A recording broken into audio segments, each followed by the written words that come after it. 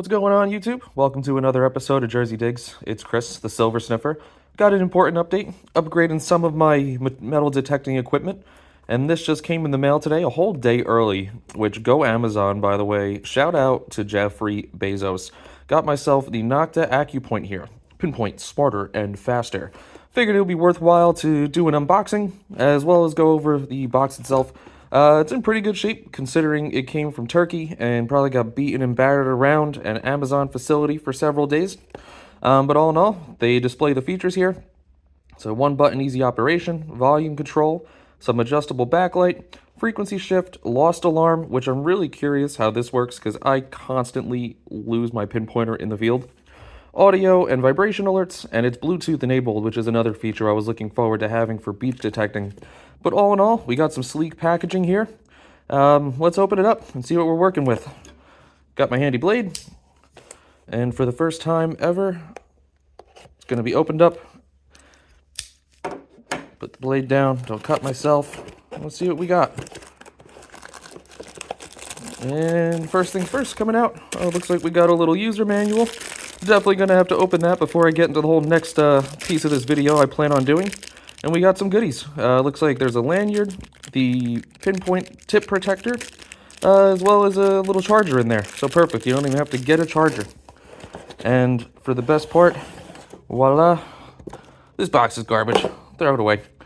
So we have it. Comes with a nice little sheath, which I'll look forward to as well. I'm currently keeping my pinpointer in my finds bag, which gets annoying. And here we have it, and I'm going to flip it around because there should be the logo on the other side. Boom. Alright, so now that I opened up the box and got a good idea of what was inside, I figured it would be good to show everybody what we're working with. You have your belt holster here, so it eliminates wasting space in your finds bag. Looks to be pretty rugged. I'm not a big fan of the Velcro ones. I definitely like the fact that it's buttons. Tells me it's going to last a long bit. To come with that, you have your lanyard. This will clip onto the holster. This will clip onto the pinpointer here. Seems like it's going to be durable and last me a good while. Comes with an extra point cover, which is definitely a great thing. I was actually kind of worried about how long the first one was going to last, so it's good to know that I have a second one before I need to start worrying about replacing this. Also has depth, which I'll show you on the pinpointer as well. Hopefully you can see it. It has inches and centimeters down there, and it goes all the way to 8 inches, but I'm assuming if you add the rest here, you're looking at about a 10-inch gauge of depth on it. Put that back down before we get into it. This has another gasket seal as well. This is for where the charging port is, so if that ever goes, there's one in there already, so if that ever goes bad, it's always good to know you have a replacement. Make sure these are always good at all times, especially when you're detecting in water or wet conditions. We have our charger, which I'll show you now that I got a look at it. So in here, you unscrew this thing, that fell on the floor, and this piece just seems to pop right out. And there you have your charge there. It's a USB-C, so universal. I think everybody's got one of those at home. I'll have to find the cover in a minute. And again, you have your manual, which is going to explain everything for you. I think this pinpointer is a little more daunting than the average pinpointer on the market, so good to have this to refer to. So let's get into turning this thing on. That logo, again, really nice. So you have your button here and your screen.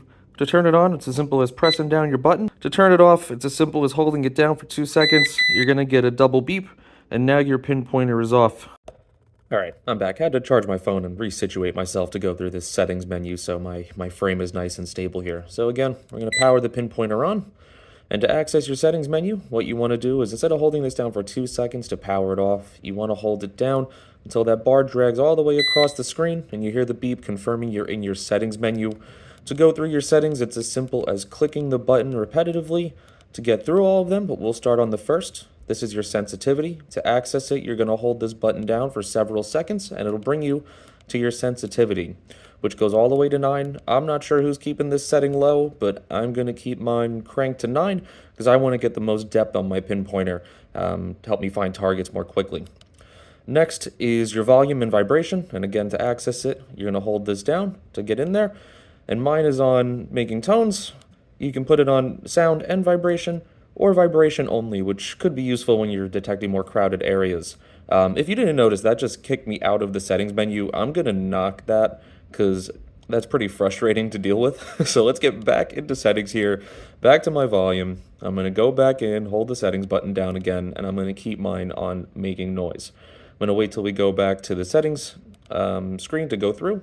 This is your tones and discrimination, so you can set it up to have one tone here, and I'm going to click quickly iron filter, which it will filter iron out, and two tones, which will notch out it'll make a different tone for ferrous items, and it will make a solid tone for something like gold. So let me zoom out here and give you a show.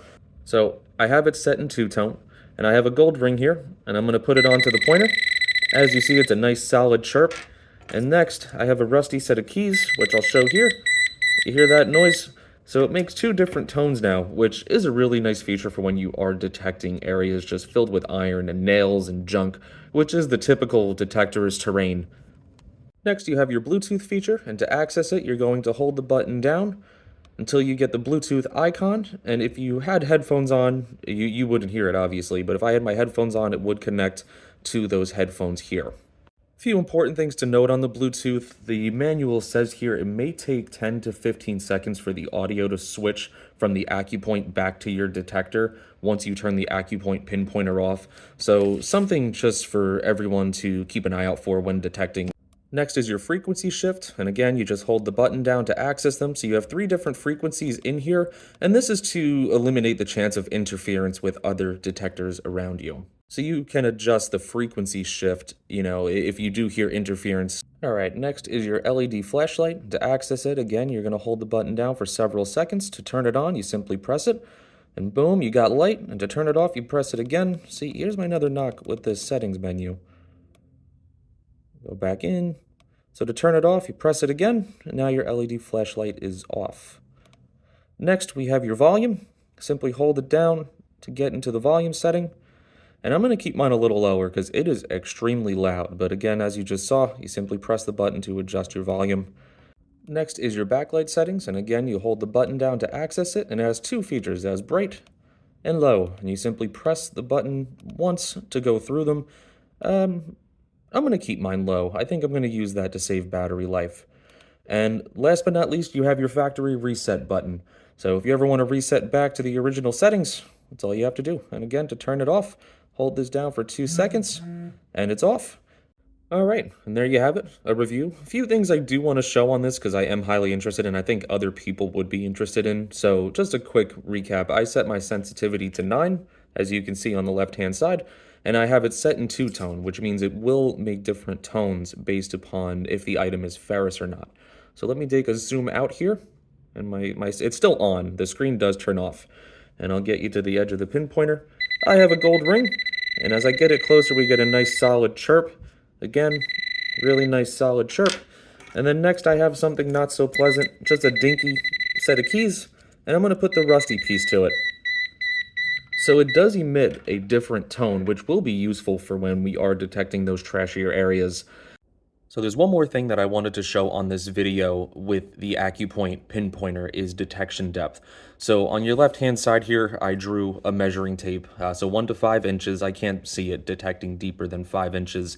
And I wanted to see how deep it would be able to detect into the ground to basically make things quicker as far as extracting what you're looking for and keep it moving on to the next plug.